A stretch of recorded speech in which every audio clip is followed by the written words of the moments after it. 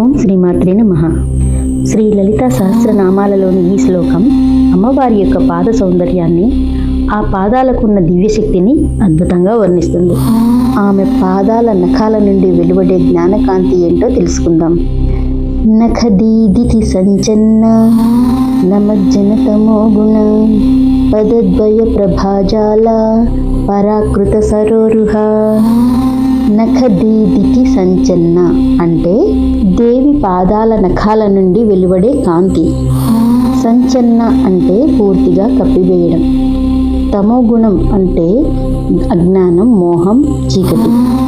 అమ్మవారి పాద గోళ్ల నుండి వెలువడే కాంతి కిరణాలు ఆమెకు నమస్కరించే భక్తుల హృదయాల్లోని అజ్ఞానం అనే చీకటిని పూర్తిగా కప్పివేసి పోగొడతాయి.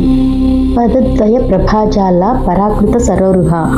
ఆమె రెండు పాదాల కాంతిపుంజం ముందు పద్మాలు సైతం ఓడిపోతాయి. అంటే పద్మాల కంటే అమ్మవారి పాదాలు ఎంతో అందమైనవి మరియు కాంతివంతమైనవి. దేవి పాదాలు కేవలం సౌందర్యానికి కాదు, అవి జ్ఞానానికి ద్వారం.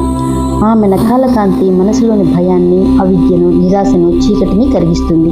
దేవి రెండు పాదాల ప్రభాజాలం సూర్యుని వెలుగు కన్నా, చంద్రుని చల్లదనం కన్నా, కమలపు ప్రకాశం కన్నా అత్యంత శక్తివంతమైనది.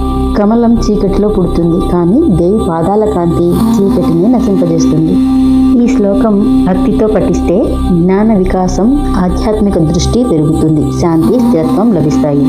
విద్యార్థులకు, సాధకులకు, ఆధ్యాత్మిక మార్గంలో ఉన్నవారికి ఈ శ్లోకం ఒక దివ్య దీపం. జై శ్రీ లలితా మాత.